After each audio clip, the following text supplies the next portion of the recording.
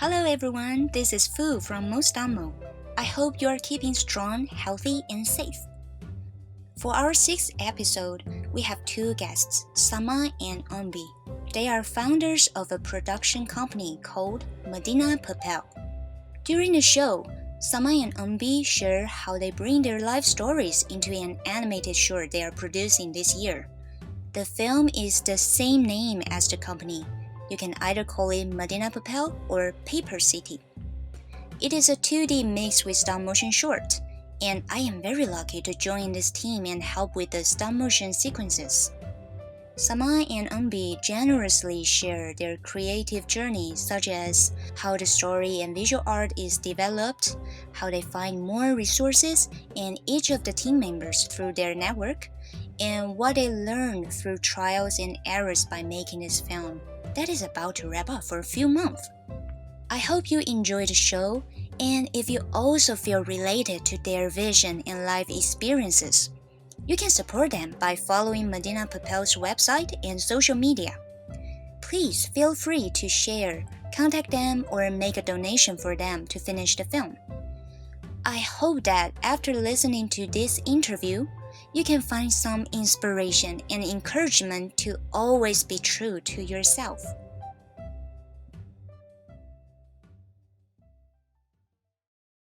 Hi everyone, my name is Samah and I am the co-founder of Madina Papel. I am the content creator, so Madina Papel's story is based on my life journey story as well. Hello, my name is Eun Bi, and I'm the producer and director on this film. I originally come from South Korea, but I've mostly lived outside of Korea for about 15 years now. I majored animation in school, and now I'm working as a director. Oh, since Umbi had mentioned about your background, like you guys' background are both very colorful, so we can start from Umbi. Would you like to share more about where you come from again and how come you go to different countries traveling and in the end you come to the USA? Sure. The reason why I wanted to study overseas, I guess, since from a young age, I really loved drawing. I loved doing art, and I knew that was what I wanted to do for the rest of my life. But at the time, in Korea, the way that we got taught to do art was not really aligning with my, style of work or what I envisioned. Yeah. I didn't want to draw like a plaster whole day, like a can of drink, or I don't know, just like a flower. Everything seemed really boring back in the days. So I wanted to try something new. Hmm, And at the time, my uncle was living in New Zealand and he was actually majoring in 3D animation. cool. So I wanted to do something like that, and my parents, luckily, I was able to go study in New Zealand, and I spent about 7 years there, and then I came to US to study animation. Cool. Yeah, So what was the school in New Zealand? I went to private schools in New Zealand. It was called ACG Strathallan and ACG Senior College. They're both under the same ACG corporation, I think. But the cool thing I experienced was in high school, I got to choose my own subjects. And I think that's pretty rare in other countries. Hmm. Like in high school, like junior year, senior year, I got to do mostly art subjects. Hmm. So the last math class I took was in 11th grade, which is like first year of high school, and that was it. And then I only did like photography, painting, graphic design, and things like that. So I was really able to hone my artistic skills from back then. Yeah. Wow. Can you mention again, like, what was the art or the illustration style feels like around the time you were still in Korea? I think it's been better. It's been getting better now, but still, I think people have less respect for artists in Korea. And obviously, they don't get paid much. They're not very recognized. And I remember going to art school, like the schools that you go to after school. Yeah. You sit there and draw like a cube or a sphere. Hmm. Like a still image.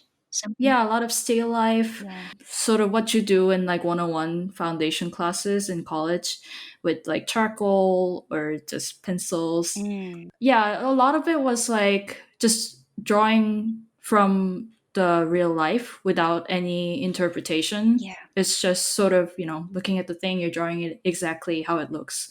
And I didn't like that. Mm-hmm. So, yeah, I moved away from that. Interesting. And in New Zealand, the school there is more encourage you to be creative. Oh, yes, definitely. So, some of the things I learned, I still use. When you start a course, every year we start by studying artist work. Mm. So, you even like do a copy of artist work. We studied like Cubism, like Cezanne, Mm. Picasso, and like Andrew Wyeth, like a lot of different artists you can choose. And then you mix them all together and try to create your own style, and you have to do a lot of work, which actually helps you become better. Yeah. So yeah, You got a very good foundation while you were studying in New Zealand.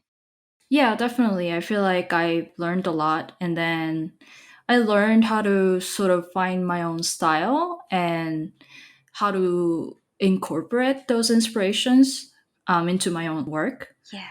How come you feel like you want to master more and decide to study in the US after 7 years in New Zealand? It's interesting because I always wanted to come to US first. Mhm. Um, but when I was really young, my grandparents were really against me going to the US because one time they went to New York for a trip and then they almost got mugged Oh, in a yeah. back street of the New York, I don't know where. So they had that bad experience. And so they felt it's more safer for me to be with my uncle Yeah. back in New Zealand, even though we weren't living in the same house or anything, but having a family member in the same country is, better than nothing. Safer. Yeah, so that's why I went there first, really studied English and everything. And then by the time I graduated high school, I was ready to apply to college in US. Nice. So the language, you mainly learn English from New Zealand, or it's also second demanded language in Korea at that time?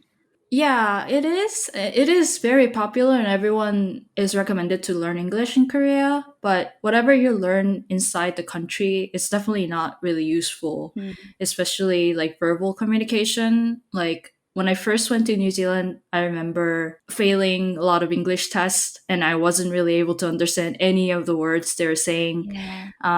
It took me a long time to get used to the language. Yeah. How about the cultural thing? Are they very open to different people from everywhere, or that time is kind of hard sometimes? It was definitely hard. I think there were other Asian students at school. Mm. And since it was like a private school, a lot of, students from Korea, China, even Japan were there. But I think since, when you're a kid and you don't speak the same language, obviously you're not going to mingle very well. Mm. You have to go through those times where when you're doing PE, for example, and they're picking teams, you're always the last one to get chosen. Oh, Um, or, you always have to stick with those nice kids who are trying to protect you, yeah. rather than the ones who are like making fun of your English or your accent. Mm. Yeah. So those are really fun times if I think about it now. Yeah. You feel it's fun time? Yeah, I think it's I actually think it's pretty cute. I back then I sometimes definitely got hurt or I would get sad because, or angry. Mm. But now I think about it, it's just understandable because, you're a kid and you don't really understand, Yeah. and something different means you don't want to be with something you don't know. So I definitely understand that. Yeah, and I believe at that time maybe those kids with their age they might not develop a kind of like political or racial type of thinking. It's just very purely like we can get well alone with each other. It's just simply we like similar things instead of like we come from different place maybe. Yeah, Way yeah, it's a yeah more pure. Yeah, definitely pure and less broad perspective. It takes time to develop those kind of perspective, I think. Yeah, so later you come to the West Coast. Didn't you think of to choose New York again, or how come make you to choose to go to the West Coast instead?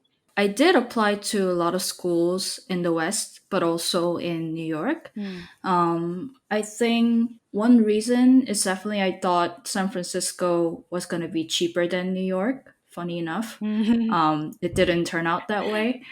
And then also because the Hollywood and all the film industries are located in the West, and I thought it would be better for me to get used to this area instead of New York, which is further away. And I Mm. think I made the right decision because as I was studying, I found out that the style of animation is very different from West Coast and East Coast. Yes. West Coast is definitely like narrative driven, a lot of films, animation like TV shows are done in the West, whereas in the East Coast it's more like commercial or advertisements, more graphic design focused Yeah. works are more popular, I heard. Mm. So I'm glad I actually came to the West Coast. Yay! Good for you. Happy for you. Thank you. I would love to now hear more about Sama. Can you share us more about your background, where you come from, everything? Yeah. First, I want to say, wow, Ombi, like you have been through so much, and it's honor for me to hear your story and see how Medina Papel is so related and relevant to everything that you have been through. So, Yeah. sending love to you right now. Um, I'm from Saudi Arabia. Yes. I lived in a petroleum city in Saudi Arabia called Yambo, and it's in the west. But then my sister, the oldest sister, she started to get allergies from the pollution Hmm. that was happening and still happening actually in that city, and no one is taking care of it. My sister got allergies, she has asthma, and until today she always have trouble in breathing, and sometimes she faint out and we had to take her to the hospital, so it's been really serious. Oh. So I lived there for 13 years, and then my father had to make us travel, and we went to Mecca, the holy place in Saudi Arabia, and we stayed with my grandparents' mother's side until my parents figured out that we had to buy a land in Mecca and build our own house in there Hmm. for better education and better life possibilities. Yes. So when I moved to Mecca, it was the first time ever I learned what is a culture shock. Hmm. It was so different from a modernized petroleum city in Saudi Arabia. Everyone was bilingual. Hmm.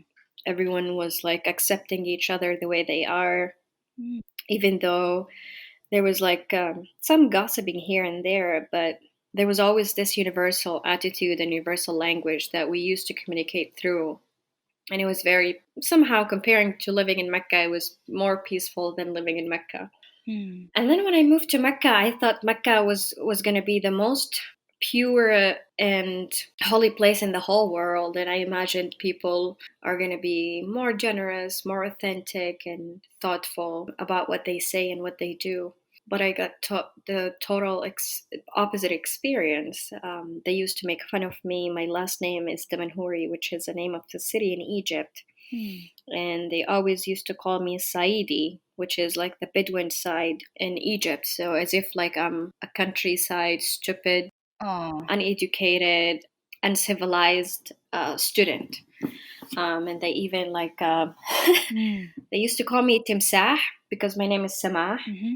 but they used to call me Timsah. It's a crocodile, just to make fun of my name. No. Yeah, and it's all about what's my family name, how important I am, how much money my family has, how big my house is, who I am connected with, and then by that, I started to get more respect. Hmm. So when I had to decide to live in the USA, it was never a choice. I really wanted to get my master's in Europe just for the idea that I can travel from one country into another easily without having any issue, like applying for a visa or get a passport or anything related to like waiting to travel to another country. Yes. But then my father decided that I should go to the US, specifically in San Jose, because my sister and my brother-in-law were there. Oh, so if it can be your choice, you would like to go Europe instead. Yeah, Okay. but I think everything happened for a reason. And it was meant for me to meet Ombi, Yeah, for this collaboration to happen. that's beautiful. I know. How about the program you decide to study? You were choosing creative writing, right? Yeah, so I came here with a bachelor degree in English language and literature. Yes. But when I applied for the Saudi scholarship, I told the government that I was coming here to study marketing and MBA. Mm-hmm. And I was applying actually for MBA degrees, and I got almost was get accepted to University of San Francisco. Yes. But then I had 6 months window, and because I have a student visa, I was not allowed to just stay in the country without going to a school. So I applied for Notre Dame Dina Moore and the creative writing program. Mm-hmm. And my plan was, once I finished this 6 months, I was going to transfer from Notre Dame to University of San Francisco and finish my MBA. Oh, Yeah, but then after a week of my arrival, my scholarship was canceled and all the plans had to be changed. wow. Would you like to share what's happening and how do you solve the problem like the scholarship got canceled? So, what happened a week before my scholarship cancellation is I was in Egypt with my family, and my father was there. And he was disapproval of my lifestyle, the way I decide everything for myself. So he started to see how much I've changed. The way I talk, I became more independent and more in control of my own decisions. Yes. That really irritated him, to the extent once I was like, okay, goodbye, I'm leaving, going back to the US. He felt that I was disrespecting him by deciding for my own future. So right away, he called the Saudi embassy and he canceled the scholarship. Okay. And how did you react? At the beginning, I couldn't believe it. It was like a dream, when something really bad happened that you never expected. Yes. You get this flash as if it's like, is this a deja vu? Like, is this real? Mm-hmm. So I didn't react for like 4 or 5 months. I was just like in Oh, shock. I wow. was talking to my family, I was talking to my relatives, my uncles, my aunt. I'm like, anyone can help. I even spoke to my grandmother, Yes. to my mother. I'm like, what's going on? Like, what should I do right now? So everyone was suggesting that I should obey my dad's Mm. orders and I should come back home and ask for his forgiveness. Yeah. But then right away, I reached out to my supervisor and I was keeping her up to date. I'm like, this is what's going on. Yes. This is what's happening with me. I have no idea what to do. And then she asked me one question. She's like, what do you really want, Samah? Mm-hmm. And I looked in her eyes. I'm like, can I just finish my master's? And that's how I started this whole journey. Yeah. And then the answer was yes. Yes. Yeah. Yes. Nice. Yeah. So you got help from them. You got the answer that maybe you really need for it is from your advisor say, yes, you can continue your study. But from your family side, those answers are more related to the traditional thinking of like, oh, maybe you should obey and get the forgiveness from your father. So it's different type of thinking, right? True, true, totally different. What I learned from the Bay Arean people is that the more you are clear about what you really want, the faster and easier things can be done. And I just wanted to finish my master's. I didn't want anything else. And it's how I based my life journey. I'm like, okay, so I want to finish my master's. So the university was like, okay, we're going to give you 1 year, Mm. find a way to pay your tuitions. And then when this year was done and I couldn't find a way to pay for my tuition, and then I got advice and ideas that if I apply for asylum, maybe I can get a work authorization so I can start paying little to nothing money to the university to show them, like, hey, I'm paying money. Can I finish the second year? Mm-hmm. And then, people started to hear about the story, and everyone got the story that this Saudi woman, she just wants to finish her master's degree. Yeah. So it's all was like step by step. Like what I needed that moment was done or was achieved, because I think if you ask for so many things in one time, it'll never happen. Yes. But the smaller, the more focused, clearer thing that you're asking for, the easier you could see the way out. Mm. The universe just going to help you. Yes. Yes. You still very enjoy in creative writing, right? I know Yeah. you said you might want to transit to the MBA one for more economic marketing part. Are you still wanting to learn more about that side, or No. you just find out you like to be creative part in this content during the study? Yeah. The reason why I wanted to get my MBA, it was just to please my family and for their own image, Oh, that they have a daughter who got an MBA from the US. As simple as that. I see. Yeah, and for some reason, I helped myself by putting myself in that obstacle. I helped myself not to get depressed and not to be part of the problem. And whenever the professor was like, "This is what you need to do in order to pass this class," I used to enjoy it a lot. And I just come up with ideas that was going on in my head, and all I see from my supervisors and my professors is like, "Wow, this is great." Nice. Yeah, through that, I started to learn that this is my niche. This is the thing that I was born in this life to do, is problem solving and coming up with ideas that speaks solutions to these problems. Yeah. Do you remember that before you go abroad, you already have the passion or interested in telling stories? Do you secretly write some story yourself, or you start to develop and just find out you like it after you study? No, I actually started writing back home in Saudi Arabia. I remember one day I went to my mom in her bedroom. I told her, "Mom, I want to become a writer." And she was Nice. crying, and I was so shocked. She was crying. She's like, "You go, girl. I'm proud of you. I know you'll make it." And after that, I started writing Yeah. some short stories here and there, but it was always ambiguous and full of secrets. It's because of the environment I was surrounded with, and the rules and restrictions that was in the government somehow influenced my writing and how scared I was. And then I turned into poetry. So I started to write poems in Arabic, and sometimes I rap. You rap? Yes, I used to rap. Yours, you mean you rap yourself, you write, and you are the singer to do it? Yeah, I rap. Like, yeah, we play music, and then with a group of friends, and then I stand up and I just rap in Arabic and a little bit of English. That's so cool. In Arabic. Yeah, in Arabic. It was mostly in Arabic. That's so cool. Wait, can I just first know that your rapping project, that one is in Arabic? Oh, the Blackwater? Yes, yes. Is there two version or it will be English? No, it's going to be in English. However, the music and the melody is going to be Arabic, specifically Saudi. Cool. Okay, we were going to talk about that later. Yeah. Okay, everything linked now. Really fun. Yeah.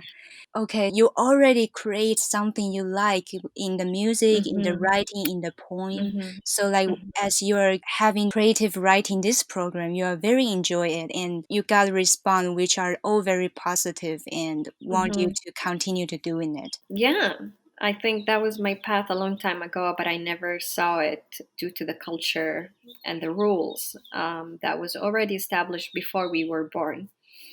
And I think that's what I'm seeing today is through Medina Papel, Blackwater, and any other project that I feel that I want to be part of, is as long as it shows people how they can enjoy themselves and be themselves without disrespecting the rules that it's already been established in this life, Mm-hmm. and creating their own rules without harming or having like wars or miscommunication with anyone else. And that's, I think it's working. Yeah. Just do what you're passionate about. Yeah. You will naturally show it in the best way. Yeah, and in life in general, if you want something so badly, it goes away. Mm-hmm. And then you try hard to get it back, you'll drain yourself and your body. and you'll never get it. You might never get it, but if you just let it go, if it comes back, it'll stay forever. If not, it was never meant to be. So I think I did it for both majors. Mhm. I let go the MBA and I never got it back. So that means that I was never meant to be an MBA major person who's going to become like, I don't know, what are my future plans for that. Yeah. But as of writing and rapping and all of that, what really happened when I came to the US, I got a panic attack and I got a PTSD stroke. Hmm? Yeah, so PTSD, which is post traumatic syndrome disorder.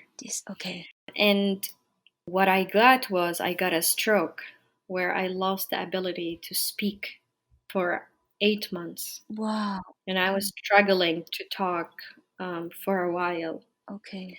And I was so angry at myself, like, how come I lose Your voice? my voice Yeah.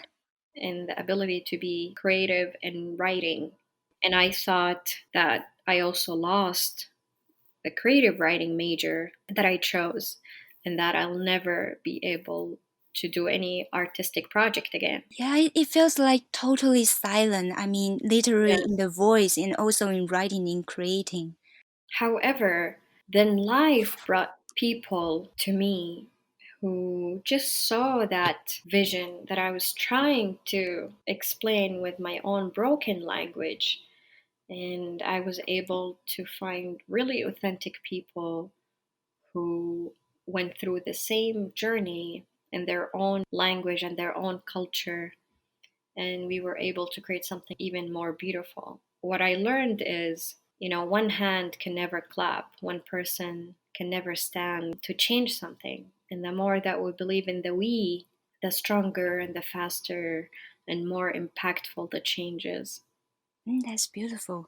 From the talk from Eun was sharing and Samah was sharing, it feels like the biggest help we get first. The first step is from ourselves. Like Yeah. we gotta know what we really want. Start Mhm. from what we want to have it and share with others that what is our interest? What do we want to learn from it? And then other people start to help you with that step by step. You can learn more and you can get what you want. Yeah, I totally Yeah. agree with that.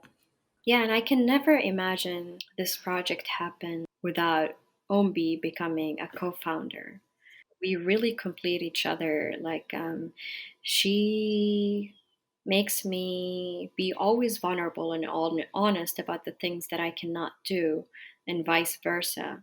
And we respected these vulnerable characters. And I can say for myself that I am so thankful that Ombi is always there to empower me no matter how weak and how down I am sometimes. Oh, thank you, MB, and thank you, Sama. Both, thank you too. Can you tell us again, like, how do you guys know each other? What's the beginning of your journey? Sure. I think we've known each other for about over 2 years now, 2 or 3 years now. And I remember, 2.5. yeah, 2.5. I remember first meeting her at the Olive Garden restaurant at a San Francisco shopping center somewhere. That was our first meeting. And at first, I found out about Madina Papel through Facebook Okay. because I think someone posted on Facebook that they were looking for a storyboard artist, and I was about to graduate or I already graduated, and so I was looking for a job. And then I met her. I didn't even know she was going to be there, honestly, because the person I was talking to at the time, Yeah. he was the director at the time. Okay. I was only in contact with him and the other producer who was also a male. And so when I went there and saw Sama and I realized that it was about her life story, I was like, of course I want to help and I want to be part of this, you know? Yeah, of course. And is there anything you want to add in, Sama, in your memory with the first time you guys meet? Yeah, I never forget the glow in her eyes Hmm. when we asked her, so this is the project, this is the story, this is why we are doing this movie. and she just like had this glow in her eye, and she's like, "I'm in." Nice. And at that time, you guys is sharing the script or more like outline of the story. At that time, there's no visual yet. No. No, and no concept art yet. I think there were only several, maybe only one or two that we were brainstorming. Yeah. But yeah, I only got to look at some of that and then the script. Yeah. So MB is very early member to be to in this team, right? Yes. How about later? Who's the next one, and then you start to let people to join in? There were a lot of people coming in and out, Yeah, and it was due to it was their last year at school. yeah. Some of them graduated, and they got job opportunities in other states. Some of them in other countries. Mm, So we had to look for other people to fill their positions.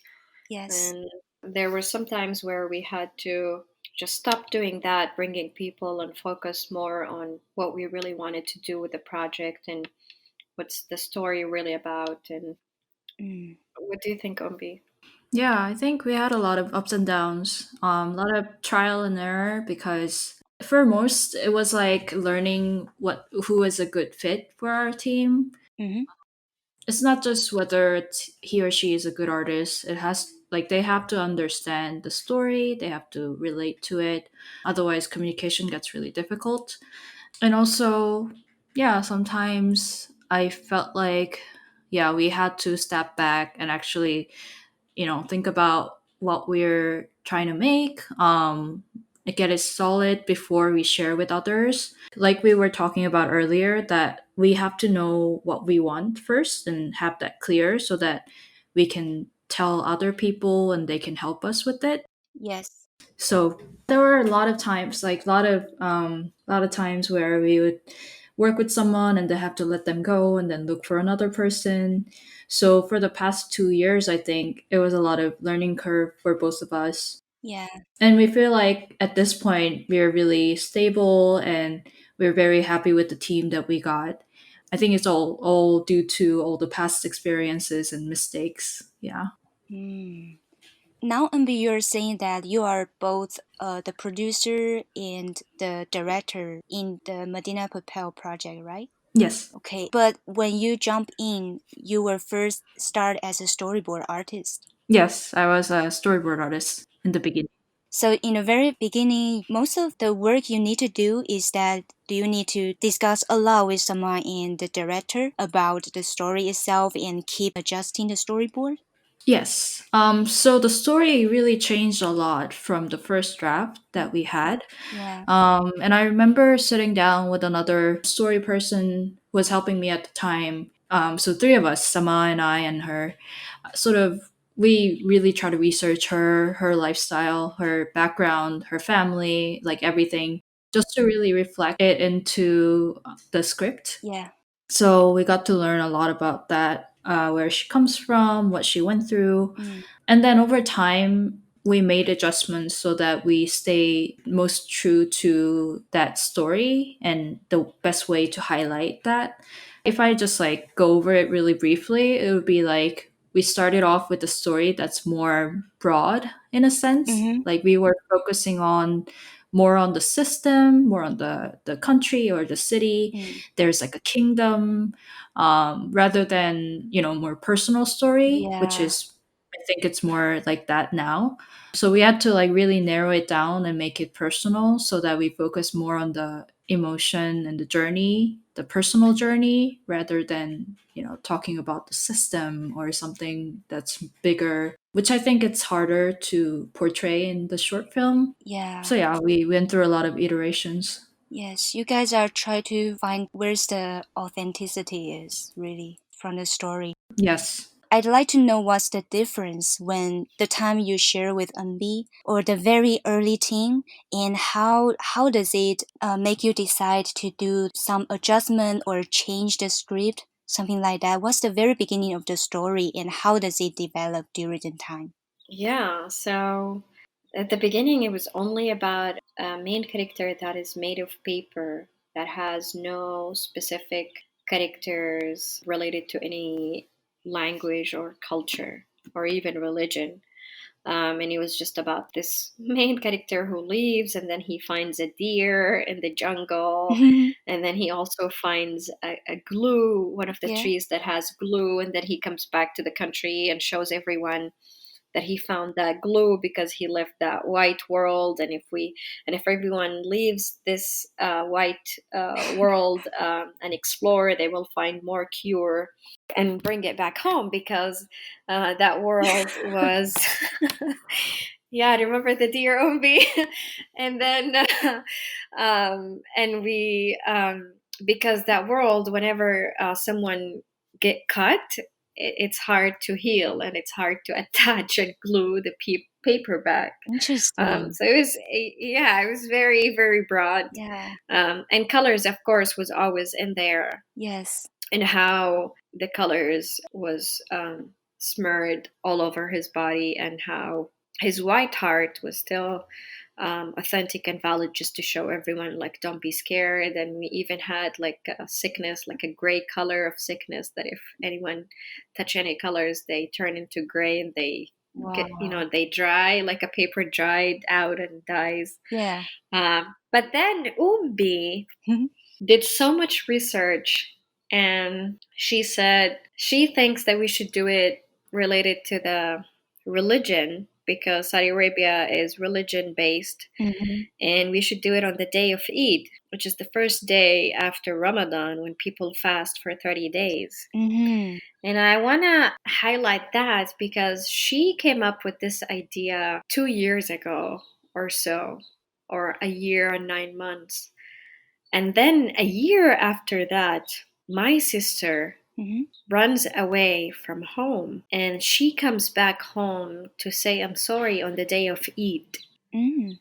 And I called Umbi right away. I'm like, Umbi, this story is gonna happen because it's actually recycling, and it's telling the stories in my family's house, and how the day of Eid is the day that telling the truth, finding out about truth and forgiveness.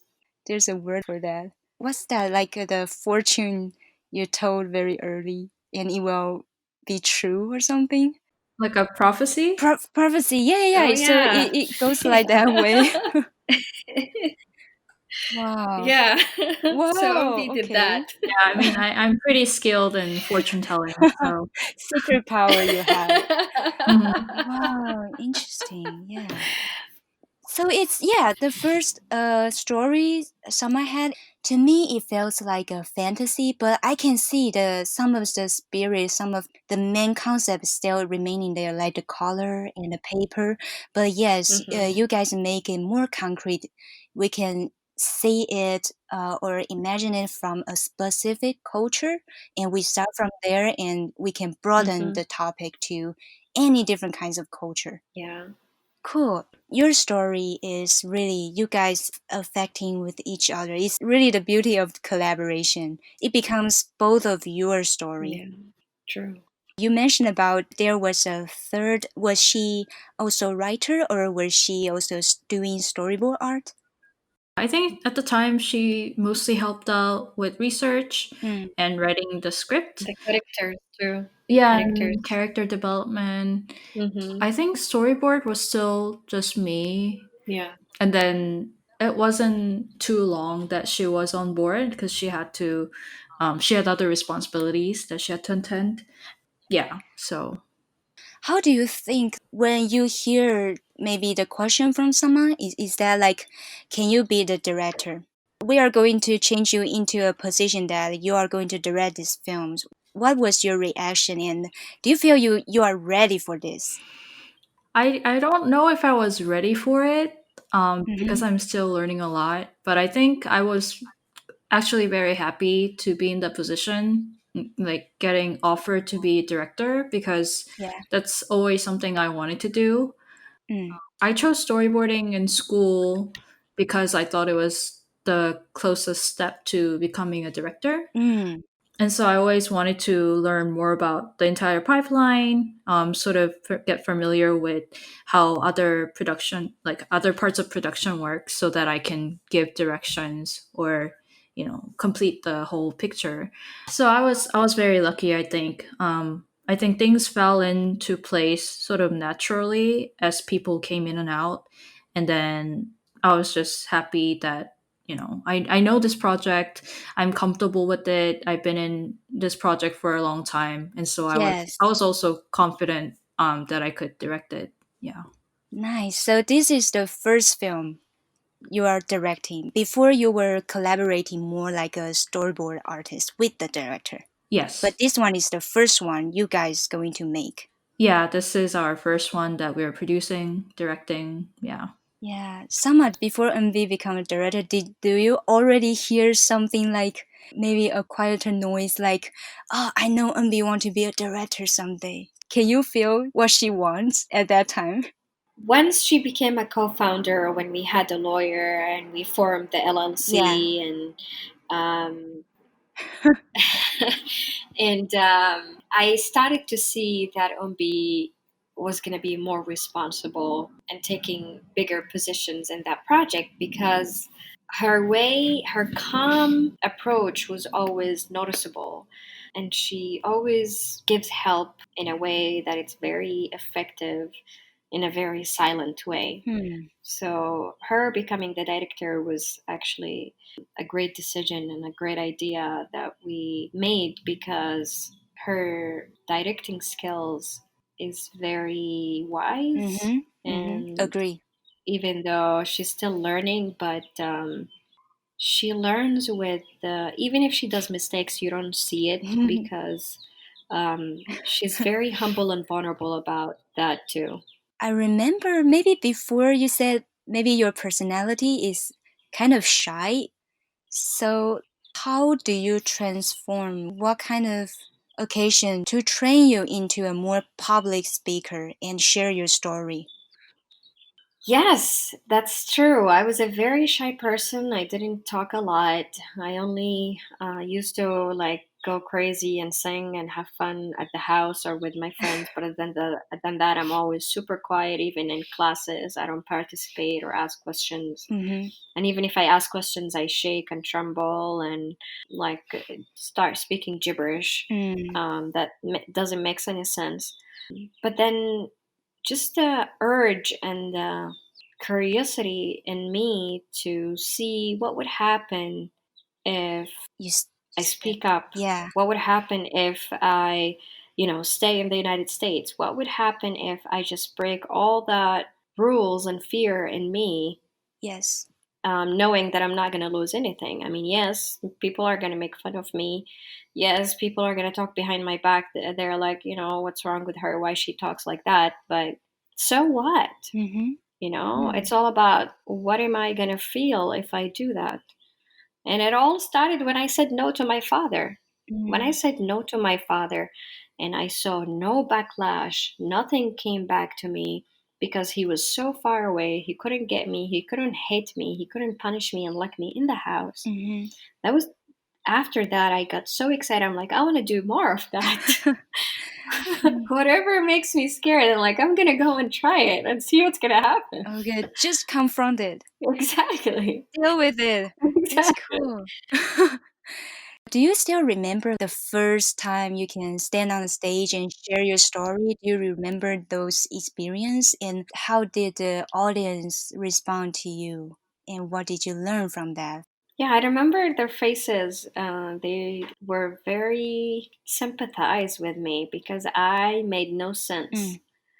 Because when I was talking, I was just imagining the speakers that I was inspired by and imitating and wearing their characters in speaking. Yeah. And sometimes I'm scared, and it's really obvious on my face that I'm scared and I have no answer, but then I just answer anyway. Yes. Any answer that can come up into my head. I did horrible, actually. But You feel you did horrible, but maybe the audience didn't think that. yeah, Yeah. yeah, I think the audience saw that I am scared, and that's my only way to survive is to speak up. Yes. Yes. So that was, yeah, that was there. Other than that, it was really bad. First, we gotta know what we really want, and Yeah, then we need to be brave to share about it. No matter what will happen, just be brave to share. that's true. I would like to know more of other team members that join in. Like, how about the visual development artist? How do you guys meet or know? How does she get the news about you are looking for people? Janelle Trevor, she's our visual development artist, and I think majority of artists we found is actually through my school, Mm-hmm. Academy of Arts University, which I think, Yeah, yeah, Fu, you also went to. I am too. Yeah, Yes. yeah. And then our composer is actually also from Academy of Arts, after. Nice. And yeah, Yeah. so I think it was through the producer who was here before us. She knew Janelle Mm-hmm. at school, and then we got introduced to her, and she just came on board right away that she wanted to support Sama's story. Yeah. So I think that's how we got to know her. Yeah. You are looking for people. You basically on your own network. Yeah, in the beginning, that was our way since we didn't have a lot of materials to show or share Yes. online. So we needed to sort of rely on the network that we already had. Yes. And then after that, we built on and we had enough materials. And that's when we sort of started posting online. That's how I found you. Yeah. And then we also found the animators from Indonesia. Yeah, I'm curious about that. So, did I see the campaign before, or like what kind of social media or network that you found each other?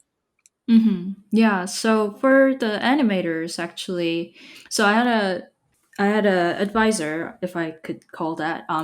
She is a very well known person in the film industry. Her name is Joanne Butcher. Mm-hmm. She was a tremendous help for us during Indiegogo campaign. She gave us a lot of advice and coached us a lot. And she knew someone in Trinidad who had good connection with animation industry there. Mm-hmm. So I got to talk to her, and then she let me post, or she reposted my post on her Facebook group, which is a Facebook page for animators in Trinidad. And then somehow Yoga, our animator, he found the post on LinkedIn. Mm-hmm. And so that way he reached out to me, I think through Facebook. So yeah, it's like connection, that someone knows, but it's all connected in a weird way. Yeah, So yeah, I think that's like the only exception that we found, like remote work or remote artist.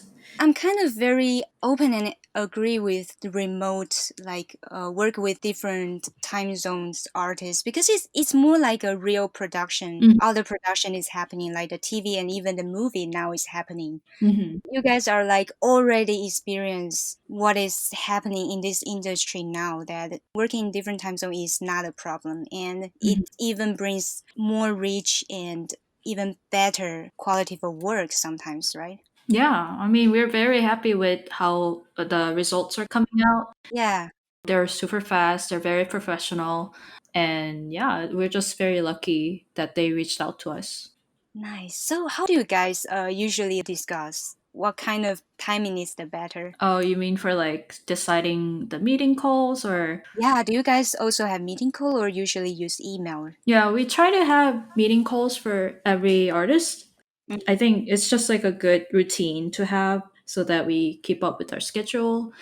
With them, we do a call at 9 p.m. on Monday, our time, which Mm. is, I think, 12 p.m. over their time on Monday or Tuesday or something like that. Oh. So they are ahead of time. And yeah, I think we changed the time only once and then it worked ever since. It's the process is like mainly Umbi is trying to find the right artist to fit in the position you guys need, but you also introduce those and let Sama to get to know each other. Yeah, so usually if I find an artist, I'll try to introduce them to Sama, Mm. explain what I think is best about them, what doesn't work as an artist point of view, Yeah. and then Sama can have a better understanding. And I also always share with her because, even if you're not an artist or even if you're not a creative person, you still have an eye for what's good or bad. Oh, You can sort of feel that this person has good quality work or not. So I also trust her in that instinct. Yeah. nice. I think we already discussed about the story, how this go from the beginning to now, like you guys influence each other. I would also want to know that how do you do your research for either story or the visual concept? Maybe story part about the research, Sama, would you like to share? Like you research from your own Hmm. life, right? Is there other thing Yeah. you add in? Like what's your source and how do you make it more authentic? There is one story that really helped me, Ombi and I, to lock the story and never edit Yeah. anything. I was in LA for my job training, and for some reason, I start vomiting nonstop, and the extent I was vomiting for 24 hours, Mm. and I ruined my clothes, and I went to the ER, and I found out that I had food poisoning, and that was in January this year. Oh, And then after that, I don't have a shoes. I don't have shoes. I have to go to no. the summit. It's not over yet. So I go to the nearest Macy's, and this lady comes to me and she's like, "Would you like an eye exam?" I'm like, "Yeah, sure. Let's do an eye exam. I want to make sure that my eyes are doing great." Okay. And then I found out she takes pictures of my eyes, and I find out that I have a tear in my eye. Oh, And if I don't fix it as soon as possible, I might lose my right eye for good. oh my. So I called my insurance, and I was waiting for me to go back home, and I find the nearest appointment, and I went and I saw my doctor, Mm. and thankfully it was not that serious tear. Okay. It was just like a tear that was in my eye for a very long time from a physical abuse, Uh, which is very accurate to Madina Papel's story because my father bit me a lot on my face, and I have never remembered that scene until I got that condition in my eye that made me remember that scene and be open about it and how important it is for me to be vulnerable and share yes. my story, and specifically the beating part. So it was like that, like living the life, going through the journey, and connect the dots and the points and why am I going through that, because I really love Medina Papel, and I hope the people would love it as much as I do. Yes. And I'm so grateful that we have a great team, and everyone is passionate about the story, and everyone can relate to it. And I'm speaking for myself, but I'm sure Umbi agrees with me. We are very happy that we finally have the right team for this project, and we see how much the team member love the project. Mm. And no matter what, we're going to be vulnerable. We're going to be honest about what we are experiencing, and we're going to put it down into papers, and we're going to turn it into art. Mm. Do you guys feel like you also learn from this finding people process? Do you finally know that what kind of people you can sense is that's the people I want to work with? Instead of the art style fits to this story, what else do you feel like that personality is who I want to work with right now or in the future?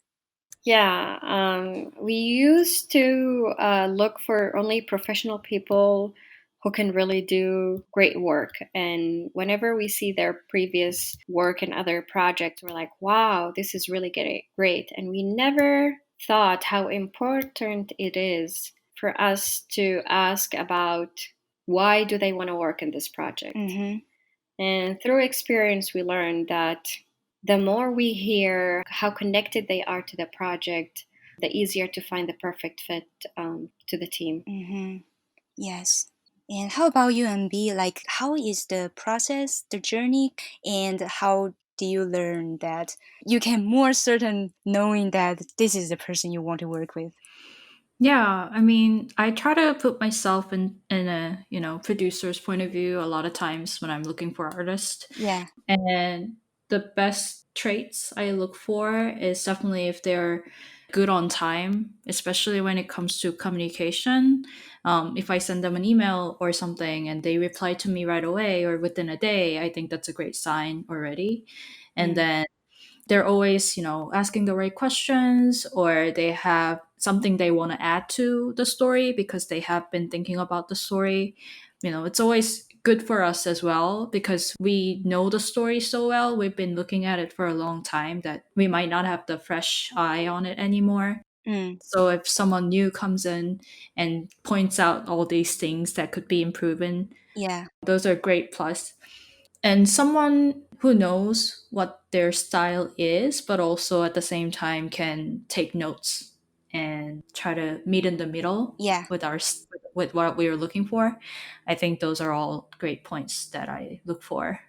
Do you guys ever have struggling while you're developing the visual stuff, or actually it's fine, it's kind of you just get it? How's the process? For me, since I was involved in the project for a long time and I was the one drawing the storyboards, at times it was hard because I did have a image in mind, like sort of a clear image of what kind of style I wanted it to be. Mm. But I realized I always have to take into consideration of what artist, the person's style. Like every artist have different style. They're not gonna portray exactly what's in my head. Yeah.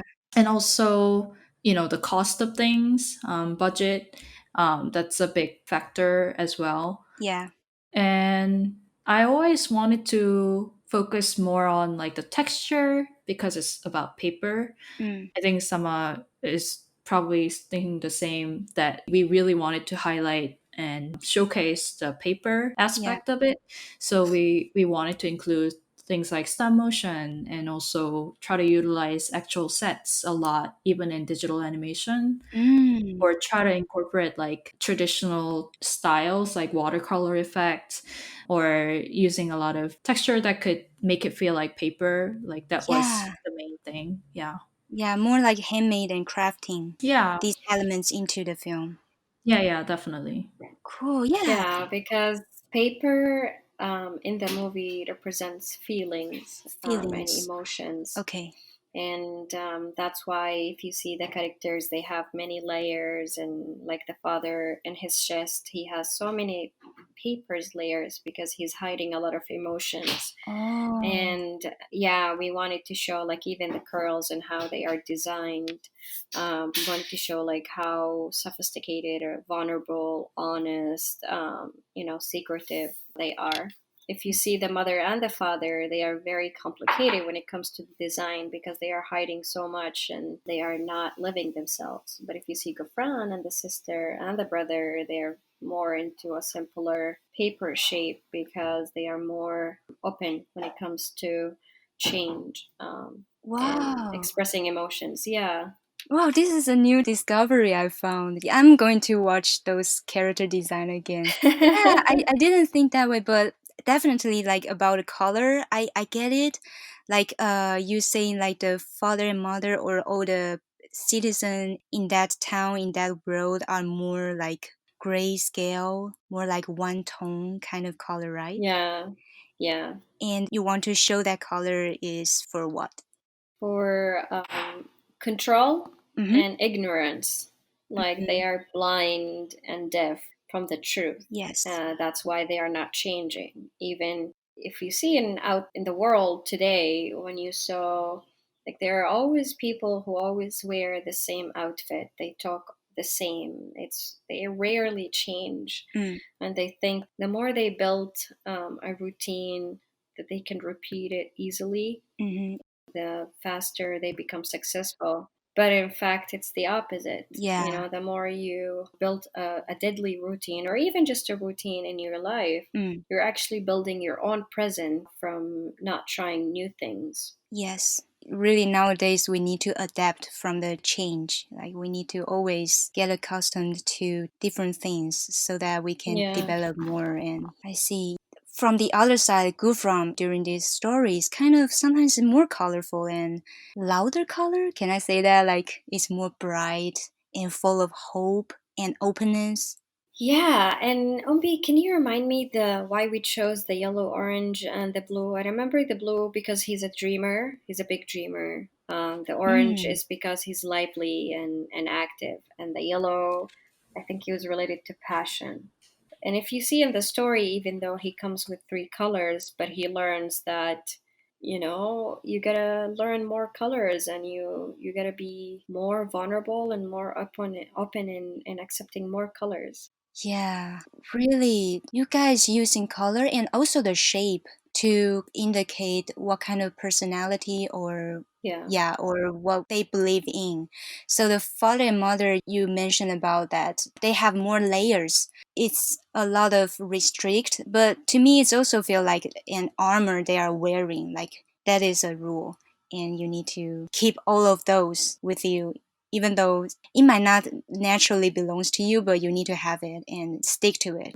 Yeah. Yeah, so I think our designer did a really great job picking up on that, I think. Mm, So she sort of came up with those shapes, especially for the father design. I fell in love with it when I saw the first version. mm, So yeah, like definitely sort of a lot of protective layer, mm-hmm, headgear, and his chest is like double layer.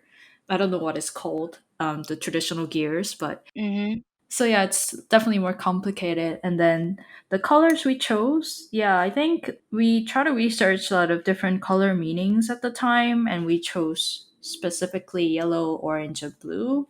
mm-hmm, I think it was like a good combination, and also we didn't want the character like Gufran to feel just joyous or happy person. mm, Usually people can relate to yellow or orange. Those bright colors are associated with happiness, but the blue being in there together is sort of adds a different layer and complexity, in my opinion. yeah, Sort of the somberness that he also carries, sort of the behind the happiness and maybe the confidence, like he might still have something that he needs to resolve.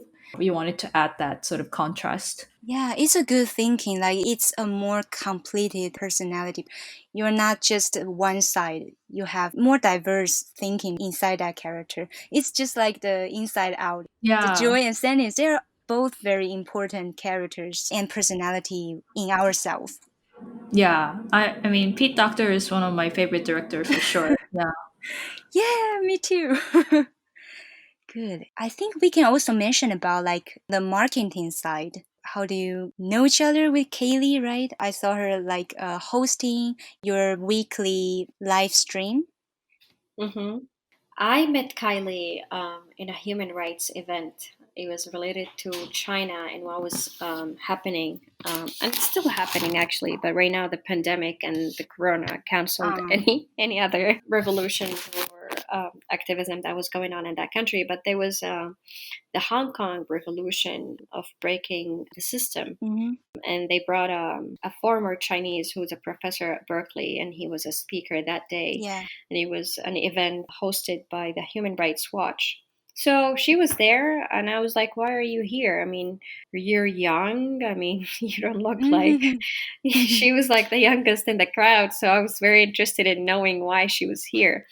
And she said Wow. because she's half American or like American Chinese, and she just wanted to learn more about her, Her root? yeah, her Yeah. root Chinese and what's going on right now in the country and how she can help through her being born and raised here in the U.S. And she was also still trying to learn about more about herself and what she wants to become in the future. Mm. And when she was just talking like that, I felt that she spoke to me. Yeah. And I told her like, how much are you familiar with social media accounts? She's like, I love it. I use it a lot. And younger Mm. generation, they use it a lot and they know more tricks than we do. Yeah. So she came into the team, and when she learned about Medina Papel and the story, and she saw the work from the other team members, she became very passionate about the project, to the extent Mm. she treats the project as hers, and she has been with us since then. Yeah, is her position is like you guys already wanted to find someone to help with the marketing and the promoting stuff for the social media, or it's like because you guys see her and meet her and you want to directly open this role for her to act and be active with you guys. Yes, definitely. When we saw how passionate she is about the project and how much time she was putting and efforts to help us market the project, Yeah. we really want to support her and help her grow in the marketing field if she feels that this is her where she wants to grow. Is she now in high school and in college? How young is she? she's she's I think right now she's 17. Well, I now? met her when she was 16. Yeah, she Oh, wow. yeah. That's amazing. She already do something very meaningful. I don't know what were I doing when I was that age. I know. And she's the one, by the way, who comes up with the questions Yeah, yeah, when she yeah. interview. I mean, yeah, she has been doing really great with marketing the project. Yeah, wow. Her background and where her roots is from, her family, it's also very diverse. Yeah. Interesting. We can talk about the fundraising. What are we looking for right now for Madina Papel production? How do people define your project and to know more about the process? Yeah, so if you look at our social media posts, I think Kaylee is always including the link to the donation or our website. We recently closed our Indiegogo campaign, and then we're strictly receiving donation through our physical sponsor, BraveMaker. Yeah, If you go to their website, you could find a PayPal link for now that is dedicated for Madina Papel. yeah, So people can still donate through that. And I think we're gonna try and reach out to more individuals, sort of more personal approach. Ever since, the pandemic happened, it's hard for us to go to events or go to big events that have large community gatherings or something like that. So I think it'll have to be more personal, where we ask for donation in a more kind manner, personally, giving them more exclusive informations and sort of vice versa. Yeah. yeah. I have a question is that even though Indiegogo campaign that page is closed, but I still can see the clip and I still can see some content. And I am wondering that because you guys before have a perk, Hmm. something you donate, you can have some reward. And now you guys having the PayPal. Is it possible that we can still have order maybe the snack? Oh, what is that snack pronounced? May I learn how to? Mamao? Is that Mamo, mamo? I think someone, do you want to give us a demonstration? Please, I want to learn. So it's معمول. Mamui? Yeah, معمول. Mamui. An L at the end. So معمول. Yeah. Mamui. Yeah. Nice. What kind of occasion that you guys will have that traditional snack usually? Is that every day you can buy or it's specific for such holiday? Well, yeah, you can buy it every day. It's available in the market. There's like pastry stores where they bake it like almost every day. But specifically on the day of Eid, Mm. it's you find it in every house. It's like a must with the coffee, with the Arabic coffee, and it has flavors. Some with dates, some with nuts, some with dates and nuts, some even with chocolate, like the modern Wow. mamuls are with chocolate and cinnamon and other flavors that wasn't available like 30 years ago. But it's still a tradition, it's still part of the culture, and it's still Wow. part of the Eid celebration and the Eid desserts. Usually comes as dessert or it can be breakfast or usually after dinner. Yeah, it's like a dessert. It's not a main meal or a main course. And it's not something that you eat and you feel really full. I mean, unless you eat a lot, it's like eating a lot of a big bag of chips or like a whole pot of chocolate, right? But Yeah. but no, that's why it comes in like small sizes, like a circular one usually. Mini bites. Yeah, it's like yeah, mini bites. So my question is that because Mhm. PayPal is by donating, I want to support this project. Mhm. Is it any possibility that I want to support this project, but can I also have some from the snack or from the also you have other things like the colorful airplane. Are they still available? It's still available. We're gonna. No, I don't think it's no, no, no, no, no. I don't think it's available. I think it was Oh, exclusive for those people who donated us through okay. Indiegogo. Beforehand. So Okay. Oh no. Okay. Too late to ask. Okay. How about Blackwater? Is it possible that Blackwater will go through the campaign, or you guys will have different strategy for this? I still have no idea Mm-hmm. if I ever gonna do a funding campaign for Blackwater because so far we're doing it as collaboration, Yep. and each one is gonna have like master rights and copyrights for the music and the production and all of the process. And everyone is excited actually to become part of the project, but then getting paid. Mm, So I don't think we're going to do any fund raising campaigns soon or now, okay. but pretty much we're going to do one in the far future, like next year or so, or maybe the end of this year, if we think that we need to do a music video for the song Right now it's focusing on the music, on the music. yeah, on the artistic project itself. Okay, so who will be the rapper? Ooh, Is we that have you? actually No. a Grammy. No. Oh. We actually have a Grammy nominated rapper. His name is Tommy Shepard. Wow. Once he heard about the project, he was like, and I don't care about if I'm going to get paid or not. He believed in the project and he wanted to be part of it. And he's been really great. He has been writing beautiful verses, and I cannot wait to share this project also. And Yeah. we have an LA singer. Her name is Ming An. Mhm. Even though she's very young, but she's very talented.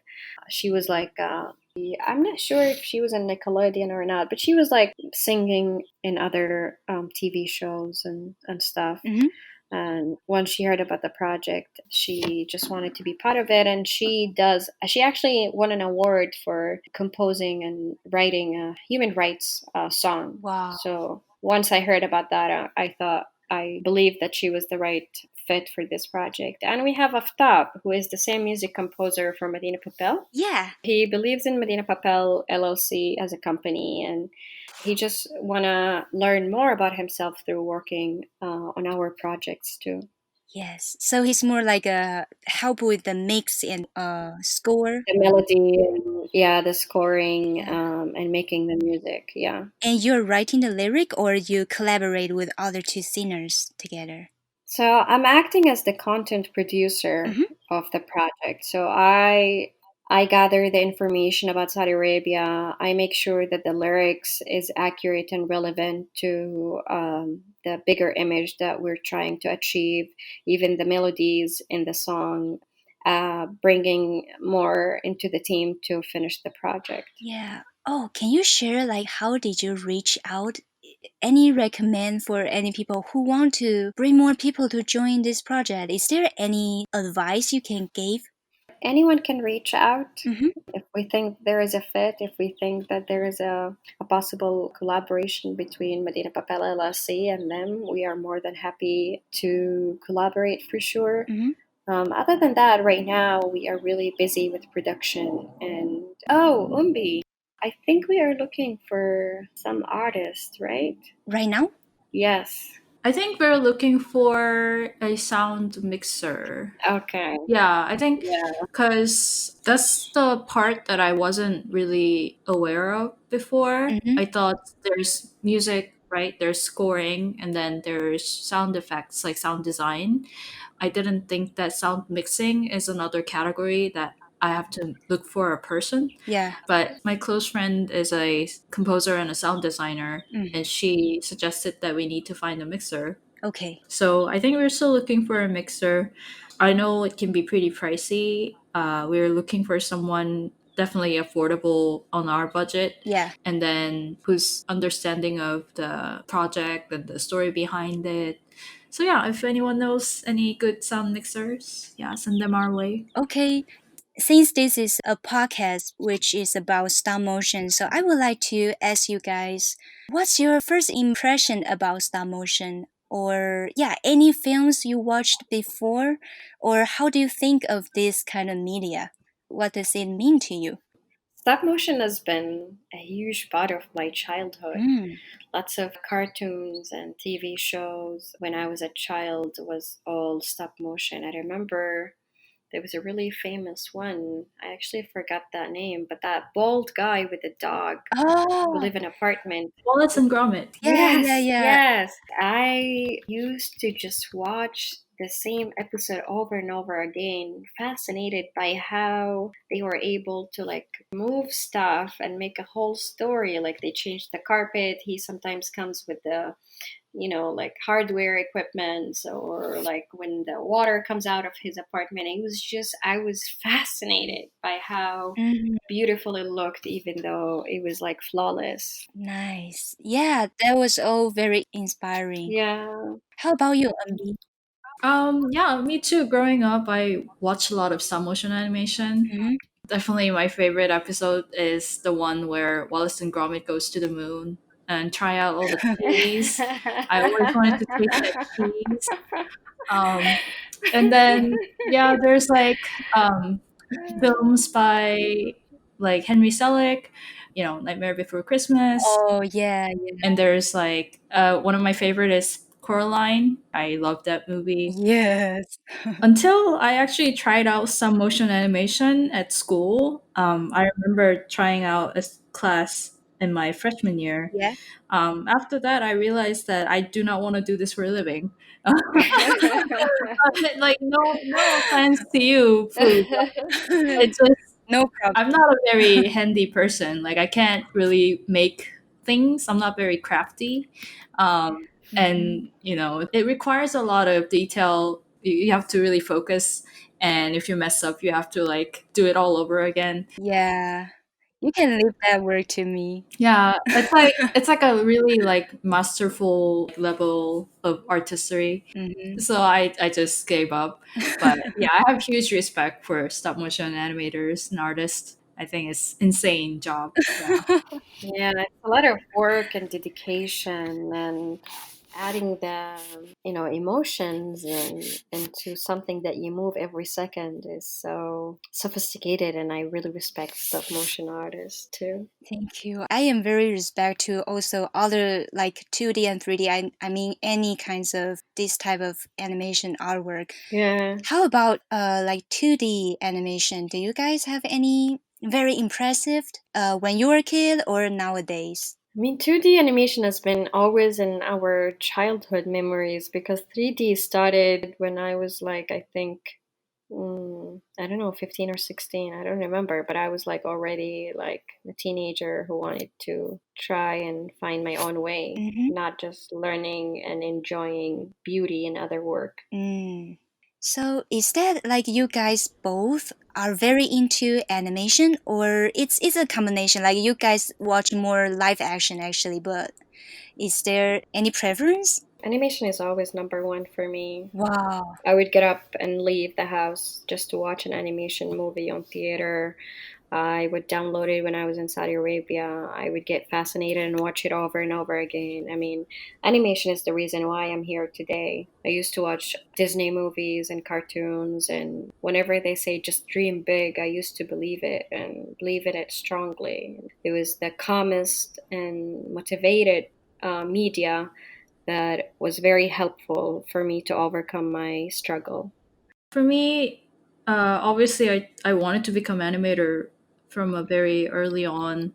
I watched a lot of Japanese animation, especially from the Studio Ghibli films. Mm-hmm. They were a huge inspiration when I was young. And then I don't really discriminate between live action and animation, but Mm-hmm. I know that when it comes to short films, I do like watching short films at festivals because they're usually not released anywhere else, and you get to see a lot of different work from many different artists. Yeah. So every year I try to catch the Oscar-nominated animated short films. Yeah. I don't ever go to the live action short films. I just watch the animation shorts. And yeah, obviously, I think I do prefer animation a little more, but I like all kinds of movies. Yeah. Yeah, it's interesting to know. And also, I remember from the past interview you guys having, you're sharing that why you guys use animation as a media to tell your stories. Sometimes it's better to maybe kind of you have a safe distance from being too real. Like it's a safe zone for you to express yourself and to show the world. Absolutely. This is how I started creating Medina Papel is I was scared Yeah. of what's going to happen if I speak the truth. Mm. And Umbi also supported that, and she thinks that we can help a lot of people through that medium. Yeah, I heard you and your father's relationship is getting better. Like more understanding is there after this whole journey so far. Yeah, yeah. So when we started the Indiegogo campaign, Mm-hmm. my father had access to watch the video that Umbi edited. Mm, And he sent a friend to me saying that he's really proud of me, and he always was proud, and he was always positive and sure that I'll succeed, and whatever I put in my head that I will do it. mm-hmm. And he regrets beating me when I visit him before he canceled the scholarship, and he wished that thing, if he had the chance to go back in time, he would have done it differently. Yes, So just for me to hear that was a sign for me that this movie is happening no matter what. And if it's really affected my life in a way that I never expected, it means it can affect and impact other people's lives. yes, indeed. Do you guys also want to give any advice or you want to share anything to other artists who want to start their journey to make a film to talk about their story too? Yeah, as we believe in Medina Papel LLC, just be you. Mm-hmm. Be the authentic you and look around you. Look at the people surrounding you, the situations, the struggle, and try to find answers for the situation that you are at. Mm, And the more you are vulnerable and honest about your own weakness, your own struggle, your own defects, the easier for you to see your own truth, mm. so you can be creative and live the most joyful life you'll ever have. Nice. How about you, MB? For me, because speaking of experiences from this production, I think best thing is to not worry about making it perfect because that will eventually happen. It might not happen. It probably never will be perfect. Yeah. But the best thing, if you're like, honestly, if you're starting your first film, the best thing to do is to finish the film Yes. and actually getting it out there so that you can make another one. Yes. Okay. So when I asked around for advice for a lot of people after becoming a producer on this, they were like, "Oh, you don't want to spend your lifetime on a short film. Like if it costs too much, you just might as well give up." I got a lot of letdowns as well, along with the encouragements. Mm, And I feel like I just went ahead and pushed myself. Even if it takes more time on my end, I try to learn a lot so that I can cover a lot of parts that could cut down the cost. But also, I realize that there are a lot of people who are actually willing to help and make this possible without a lot of money. mm. So I think there's always, it's important to keep in contact with your community, ask for help, and you can always find help. So don't ever feel like you have to, be perfect and do everything by yourself, but Yeah. also, yeah, try to reach out to people. There's definitely people who are starting at the same page as you and want to build something together, not really worry about money. Mm-hmm. I would say don't get discouraged too easily Yeah. and try to just focus on finishing it. I think that's the most important. Okay. Filmmaking itself, the whole process is never easy. It's a hard work of filmmaking, no matter what kind of media you're doing. It is so hard. I learned so much. Like I knew that filmmaking takes a lot of work, but to actually gather a team, and have the whole production, it's a lot of work. Yeah. Yeah. But if you really love it, you have the passion, you will just go through it and people will help you and you can You can just achieve it.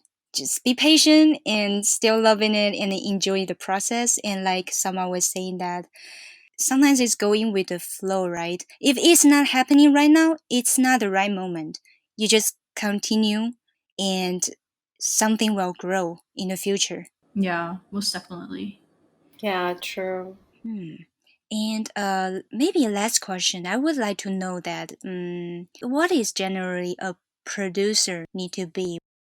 As a producer, you definitely need to be on top of schedule. You have to have the big picture in mind Mm-hmm. so that the production doesn't fall behind schedule. It's always important to always check first. So even if I don't hear back, I'll sort of check first, like ask first, Mm-hmm. and then double check everything. I think it's better to be a little annoying rather than angry after something goes wrong, Mm-hmm. in my opinion. So I would always like ask bunch of questions first early on, like give them early notice. Mm, And if even if something goes wrong, then you just have to move on and yeah. not blame anyone. If there's something going wrong, then I try to put it on myself, not to make myself feel bad, but also, you know, if you accept it and learn it, you can actually improve on it instead of, oh, it's someone else's fault. Then you're giving the control to another person and there's nothing you can do about it. Mm, So I always try to like, okay, what could have I done better or differently so that next time this doesn't happen. mm, Yeah, it's a lot of times is the communication is the hardest part because sometimes you have to talk about a difficult matter. Sometimes you're letting someone go. And you have to really be careful how you say stuff, how you mm, word things. mm-hmm, And that's very hard, especially if you're doing it over the phone or in person. mm, Yeah. How about you, Sama?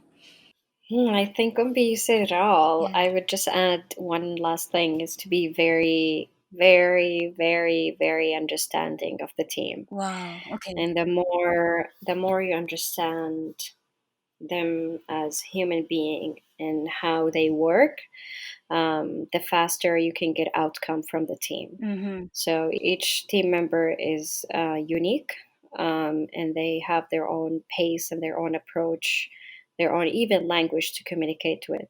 Mm, And as a producer, we should be aware of that so we can get the best outcome and make everyone happy while working on a project. And I think the producer role is really important in making the team love the project or really hate it and just leave it. mm. Wow. Yeah, I like your answer. That made me more understand about this position. It's like an engine for the whole team, and it's Yeah, a lot of management for the each individual. Is that a right saying? Like, yeah, you need to manage for each one. It's really based on who they are, and everyone has a different type of communication, and you need to find a way to, exactly. yeah, yeah. Exactly. You can look stupid sometimes, Mm-hmm. you can look naive. Mm-hmm. But as long as you're keeping the project going smoothly and reaching the deadlines, then you did your job. Mm, So it's a lot of, like Ombi said, like the more we relate the problems to ourselves, and maybe we had a miscommunication mm, with the other person, or we didn't word the ask in the right way, then the better we will do. yeah. But if we blame someone else, then the project will never finish. I like it. Yeah, it's always about, I think, setting example. Yeah, Especially I want to be able to sort of show that I also make mistake, and I try to say, oh, I'm sorry, I didn't do this in time, or I didn't prepare this right. Like if I do that, I hopefully the Yeah. teammates also do the same for us. I think I try to use the skills that I learned from teaching kids and just use that as well in this production. Yeah. Um, yeah. It would be great that in the future I can interview you guys again because it's keep going on and there's so many things, so many interesting things you guys are doing. Like it's nice to update. Is there anything you want to mention in the end of the show or anything you want to say? I'd like to end it with I hope you can support our project by checking our website and Brave Maker donation page. Yes. And this whole company was established because of one thing that we strongly believed in is we really want to be our true selves. So that's my advice. Beautiful. How about you, MB? Yeah, please feel free to share our project. Our Indiegogo campaign has closed, but still you can share the page. Yeah. You can share our website with people. The more people we reach, the more community we can build. We really want to expand and create the safe space for people to openly discuss the issues that this film is dealing with.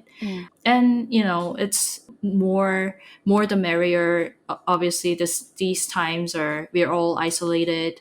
It's best that we feel connected, and we're grateful that we have this medium to tell our story. So yeah, please continue to support us. We are still looking for funds to finish our film for the production. So any amount of donation is appreciated. Okay. Yeah, thank you. I will post all the links, related links underneath the podcast description. So you guys can all find out where can you interact with this Madina Papel team and follow through the process. As one of the member in this shelter, safety shelter, I am very grateful and thank you for joining this podcast, and thank you for understanding me. Thank you for always share a lot of love and supporting. I really have a great experience in this production and very willing to help anything out in the future. So thank you guys. Yeah, thank you so much. It means a great deal to us that you're enjoying our production. Thank you. And Yeah. thank you for all your beautiful work. Yeah, we appreciate having you as part of Madina Papel family, and thanks for setting that up and helping us spread the word. Yeah, thank you.